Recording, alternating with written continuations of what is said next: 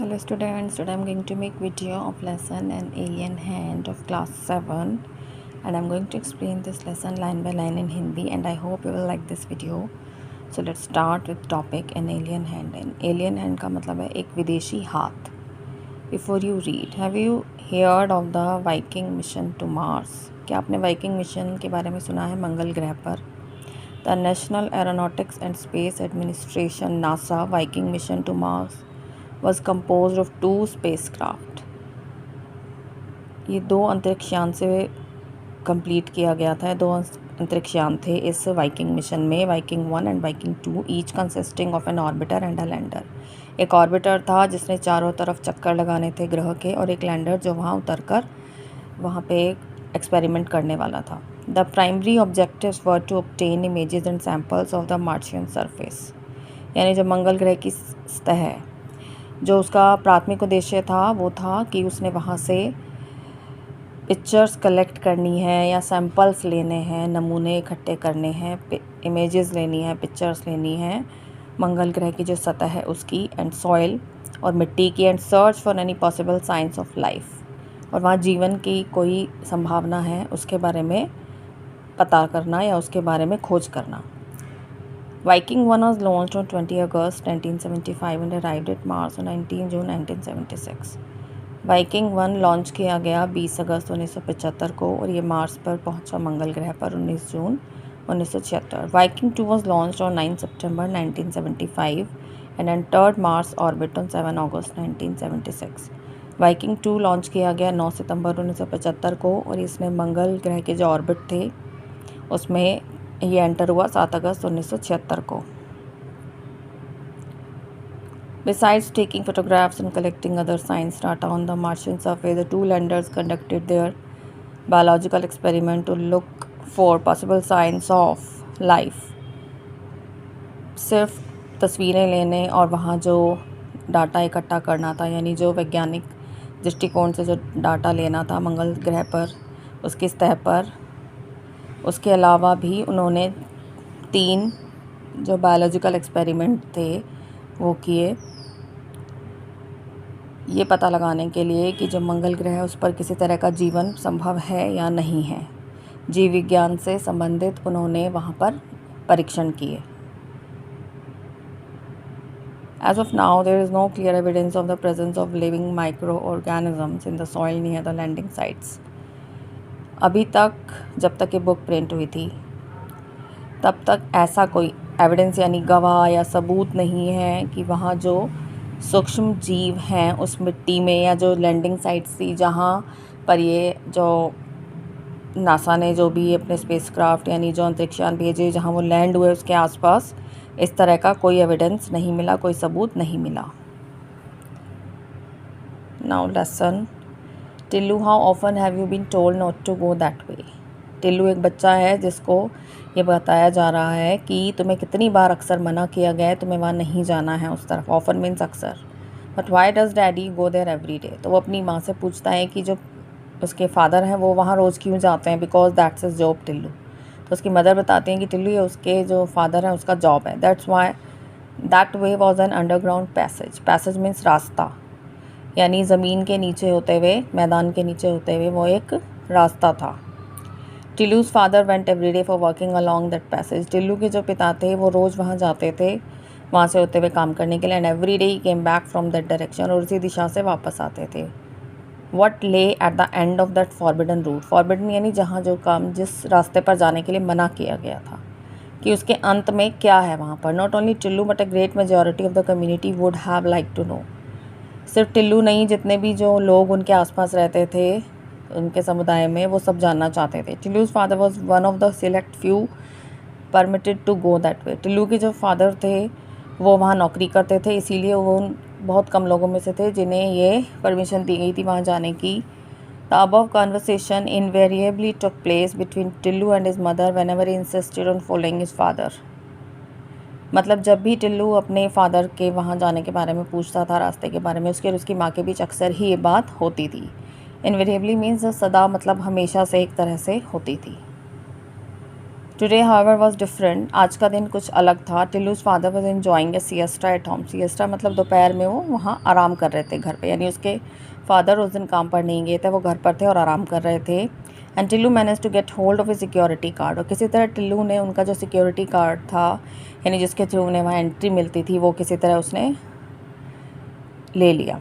Then evading his watchful mother's eye, Tillu made his way to the forbidden passage. Evading यानी बच के निकल जाना, उसकी माँ की निगाहों से बचकर वो उस प्रतिबंधित रास्ते में गया। फॉरबिडन यानी जिस रास्ते पे उसे अक्सर जाने के लिए मना किया जाता था। A metal door barred his entry, एक धातु का दरवाज़ा था जिसने उसकी जो एंट्री थी उसको रोक दिया। But Tillu had watched his father slip the magic card into a slot, लेकिन उसने देखा था अपने जो फादर हैं उनको एक स्लॉट में मैजिक कार्ड डालते हुए। डिड द सेम, उसने वैसा ही किया। एंड द डोर ओपन नॉइजलेसली, और जो दरवाज़ा था वो बिना किसी शोर के खुल गया। Well lit passage seem to beckon him, beckon यानी सामने उसके उसे दिखाई दे रहा था एक रास्ता जो पूरी तरह से जिसमें रोशनी थी।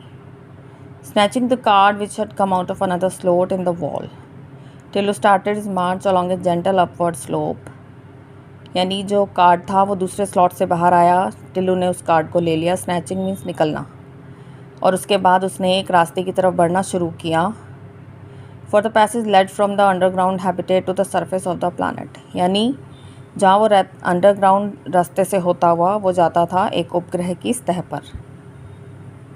एक प्लानट है, ग्रह, यानी उसकी सतह पर वो रास्ता होते हुए जाता था। Tillu looked forward to seeing the sun if it was daytime, यानी टिल्लू को लग रहा था कि आगे जाके अगर दिन का समय है तो उसे सूरज दिखाई देगा, और the stars if it was night, अगर रात है तो तारे दिखेंगे। About which he had heard and read so much, जिनके बारे में उसने बहुत कुछ सुना और पढ़ा था। But alas that wasn't to be, लेकिन ऐसा कुछ नहीं हुआ। Tillu had underestimated the security arrangements, Tillu ने जो वहाँ की जो सुरक्षा के इंतज़ाम थे उनको अंडर एस्टिमेट किया, यानी उसको लगा उसका जो उनके बारे में सोचना था वो उससे भी ज़्यादा बढ़ के वहाँ इंतज़ाम थे। उसे लगा एक कार्ड हासिल करने से वो जा सकता है, लेकिन ऐसा नहीं था।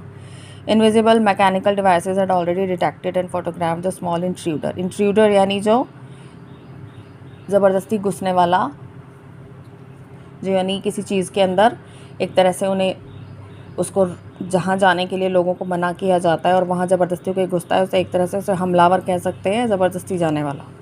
तो जो मैकेनिकल डिवाइसेस लगी हुई थी जो दिखाई नहीं देती थी, इनविजिबल यानी जो दिख नहीं रही थी, लेकिन उन्होंने डिटेक्ट कर लिया और उसका जो फोटोग्राफ था टिल्लू का वो भेज दिया था। Central bureau where it was thoroughly checked, central bureau में जहाँ इसे चेक किया गया। And before he had advanced 10 paces a strong hand fell heavily on his shoulder, और इससे पहले कि वो आगे बढ़ता एक हाथ उसके कंधे पे, मजबूत हाथ उसके कंधे पे आया। Gently but firmly he was escorted by the, बहुत आराम से मजबूती से, security staff back home and an anxious and angry mother, जो वहाँ सिक्योरिटी स्टाफ था उन्होंने उसको वापस निकाल के वहाँ से उसकी उत्सुक और जो उसकी गुस्से में जो उसकी माँ थी उन तक पहुँचा दिया। While he was being scolded received help from N unexpected quarter, जब उसकी माँ जो उसे डांट रही थी उसे एक अप्रत्याशित रूप से मदद मिली। अनएक्सपेक्टेड क्वार्टर का मतलब है यानी उसे एक हेल्प भी मिली अपने फादर की तरफ से। Let me explain to him said his father who had just got up, उसके फादर ने कहा कि मुझे उसे बताने दो। If he is properly briefed he will not do such a thing again. He started to explain, कि अगर उसे अच्छे तरह समझाया जाएगा तो वो दोबारा ऐसा नहीं करेगा। उन्होंने उसको एक्सप्लेन करना, समझाना, बताना शुरू किया। Listen till I walk on a surface where an ordinary person can not survive because the air is too thin to breathe. उसके फादर ने बताया कि मैं एक ऐसी सतह पे काम करता हूँ जहाँ एक साधारण आदमी सर्वाइव यानी जीवित नहीं रह सकता, क्योंकि जो हवा है वो बहुत ज़्यादा पतली है, या and where the temperature is so low that you would freeze to death, और इतना ज़्यादा टेम्परेचर जो कम होता है तापमान वहाँ का कि जो एक नॉर्मल आदमी है वहाँ सांस नहीं ले सकता। But daddy how do you manage to survive, फिर वो कहते हैं कि आप कैसे जीवित रहना मैनेज करते हैं। Because I go well equipped, यानी मैं वहाँ, वेल इक्विप्ड का मतलब होता है कि वहाँ उस सरफेस पर रहने के लिए जिन चीज़ों की ज़रूरत होती है वो उस तरह से पूरा तैयार होकर जाते हैं। In a special suit with a reservoir of oxygen, यानी एक स्पेशल सूट पहन के जाते हैं, एक ड्रेस हो गया उनका वहाँ के लिए स्पेशल जो बना होगा वो, और ऑक्सीजन का भंडार साथ लेके जाते हैं ताकि सांस लेने में तकलीफ ना आए। Can keep warm and my boots are specially design to make it easy for me to walk on the surface.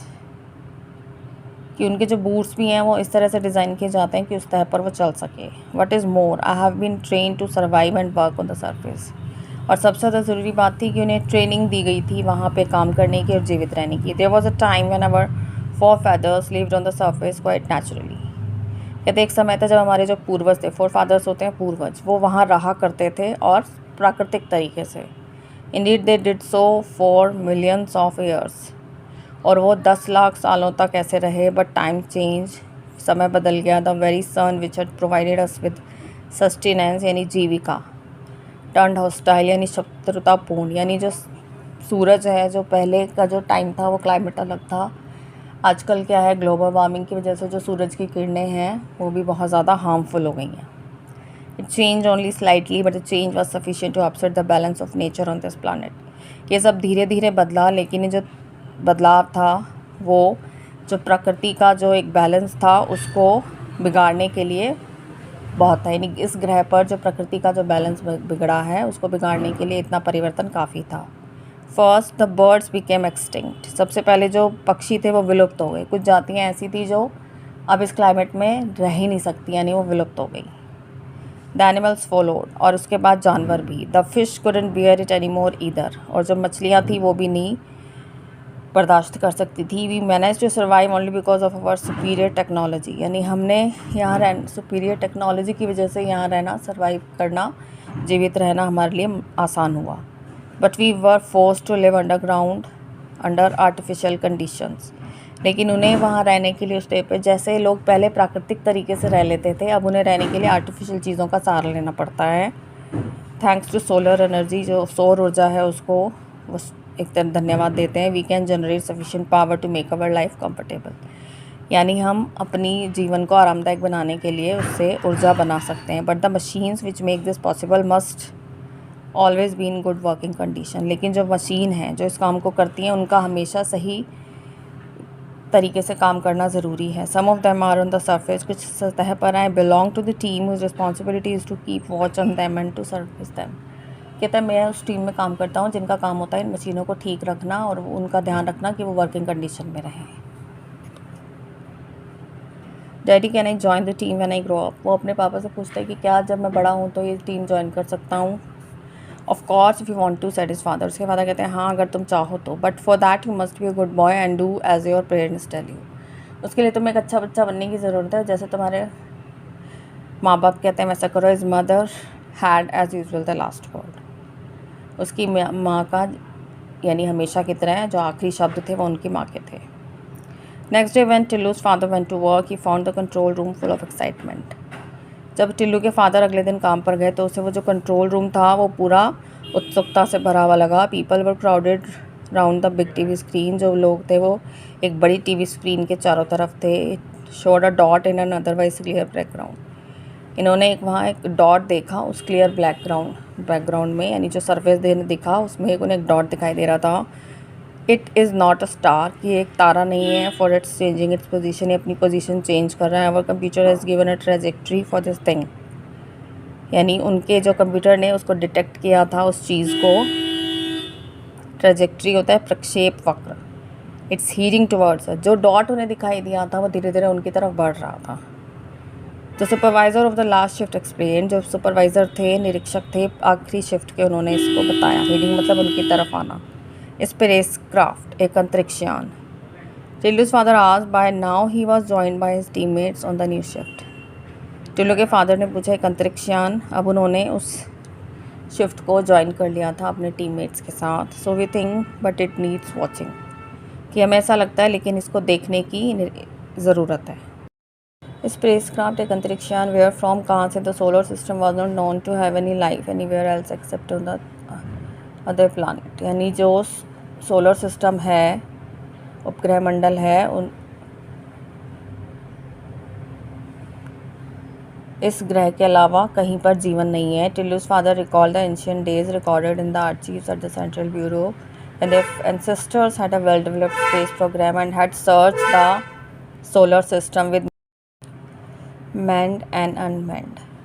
Tillu के फादर ने जो प्राचीन दिनों के रिकॉर्ड्स रखे गए थे सेंट्रल ब्यूरो में, जो उनके पूर्वजों ने एक्सपेरिमेंट किए होंगे, उनको सर्च किया कि जो सोलर सिस्टम था विद मैन एंड अनमैन, कुछ ऐसे सोलर सिस्टम में जो स्पेसक्राफ्ट भेजे जाते थे जिसमें लोग साथ जाते थे एक्सपेरिमेंट करने के लिए, कुछ होते थे अनमैन, यानी मशीन्स के थ्रू ही उनका जो एक्सपेरिमेंट करने का काम होता था।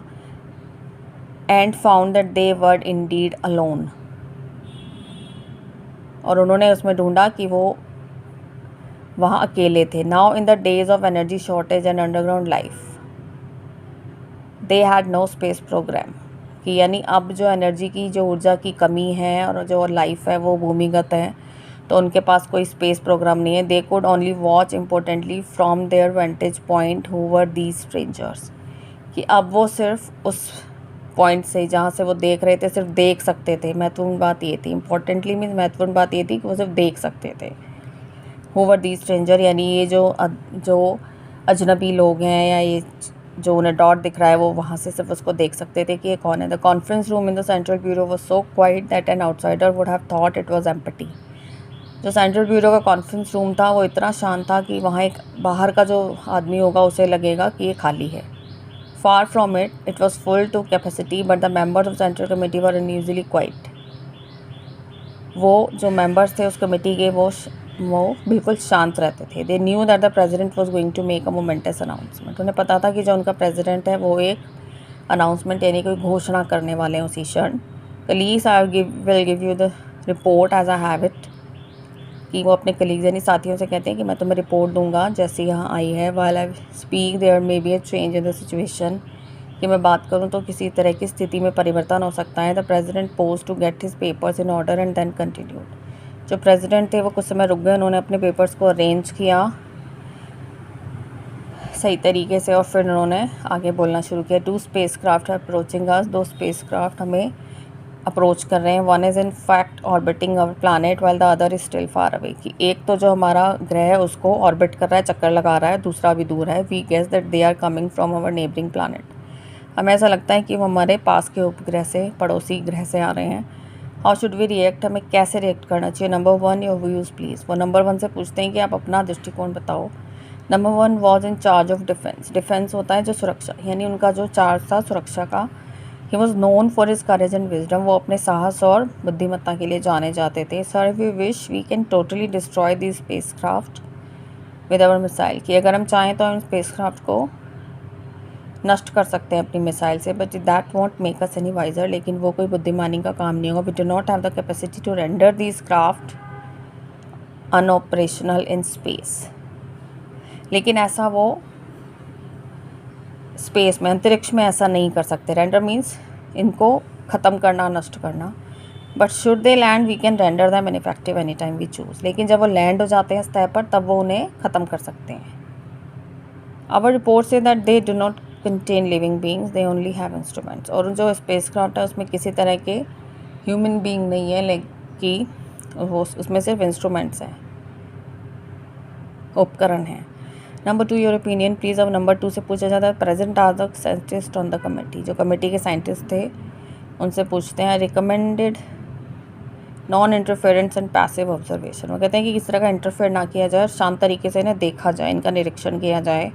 Since we do not know the power of the senders of these, कि हम जानते नहीं हैं जिन्होंने इसको भेजा है उनमें कितनी क्षमता है, उनकी शक्ति का हमें अंदाज़ा नहीं है। And we are still in the dark about their intention, और इंटेंशन यानी उनकी जो नियत है या उन्होंने किस वजह से भेजा है वो भी हम नहीं जानते।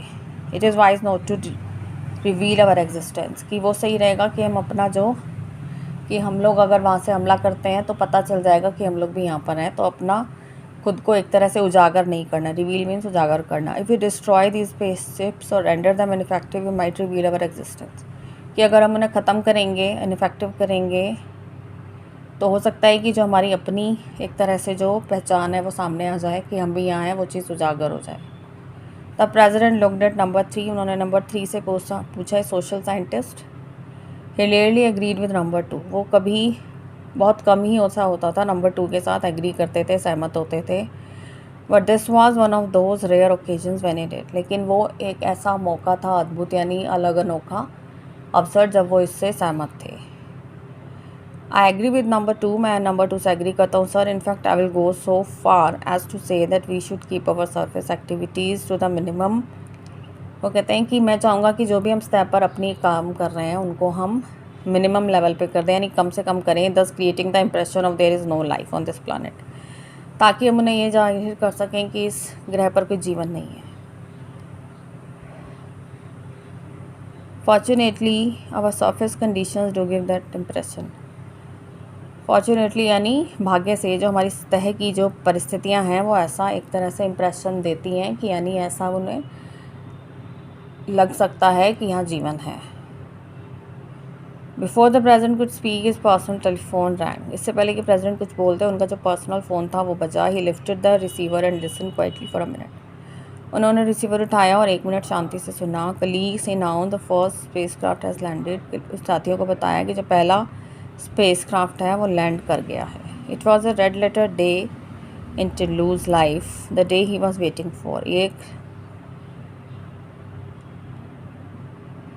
लाल अक्षरों में लिखा हुआ दिन था टिल्लू के जीवन का, जिसके लिए मैं इंतज़ार कर रहा था। For his father had at last taken him to the, क्योंकि उसके जो फादर थे वो उन्हें अपने साथ ले गए थे कंट्रोल रूम। उसके फादर उसे अपने साथ ले गए थे। From here he could see the alien space craft on his TV screen. वहाँ से वो विदेशी जो अंतरिक्षयान थे उनको अपनी टीवी स्क्रीन पर देख सकता था।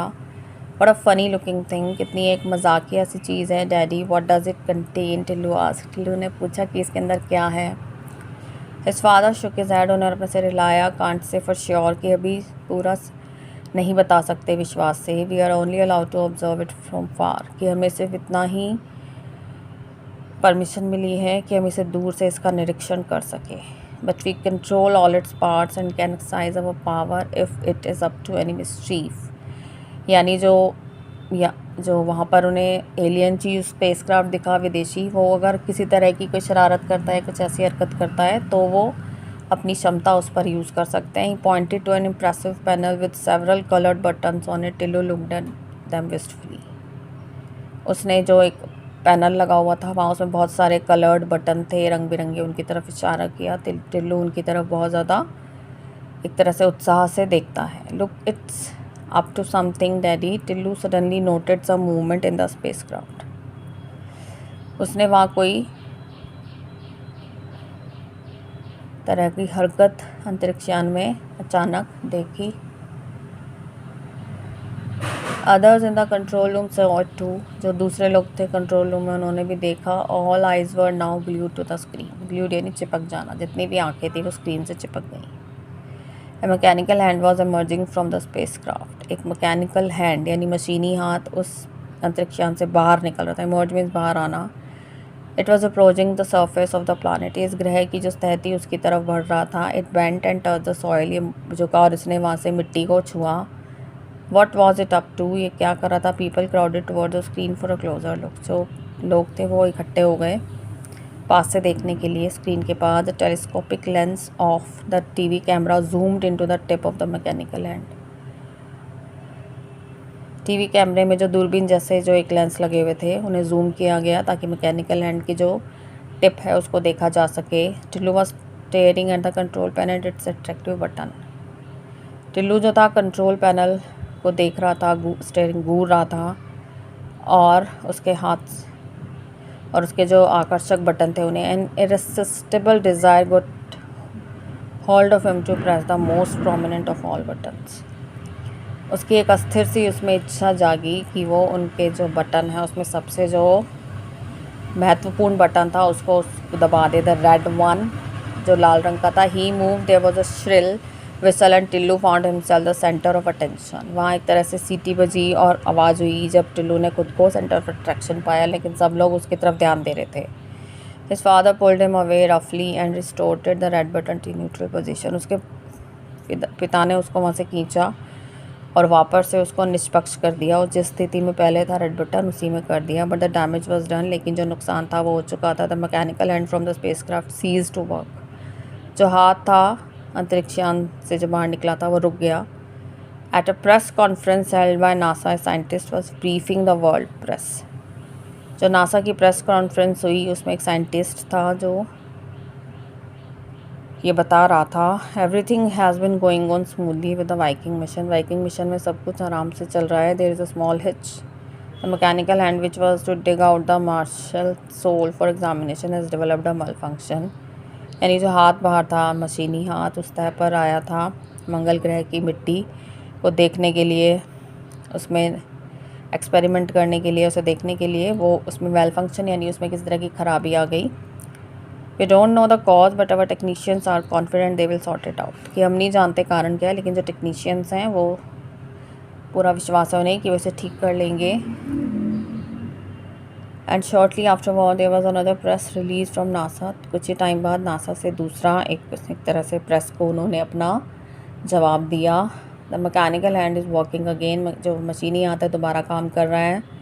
Thanks to the efforts of a technician. हमारे टेक्नीशियन को धन्यवाद. Soil samples are being collected and examined. जो मिट्टी के नमूने थे वो इकट्ठे किए गए, उनका निरीक्षण किया गया. Soon we will know the answer to the question whether there is life on Mars. और जल्दी हमें इस सवाल का जवाब मिल जाएगा कि मंगल ग्रह पर जीवन है या नहीं. लाइफ ऑन मार्स, मंगल ग्रह पर जीवन. Of all the planets in our solar system Mars is nearest in location and physical condition to our earth. जो मंगल ग्रह है, जितने भी उपग्रह हैं सोलर सिस्टम के, उसमें सबसे पास है अर्थ के, और जो वहाँ की कंडीशंस भी अर्थ जैसी हैं. So the scientist behind the Viking mission were hopeful of finding life on Mars. तो इसीलिए जो वैज्ञानिक हैं उन्हें इस बात की उम्मीद थी कि मार्स पर उन्हें जीवन, मंगल ग्रह पर जीवन के कोई पॉसिबिलिटीज़ मिलेंगी. But they were in for a disappointment.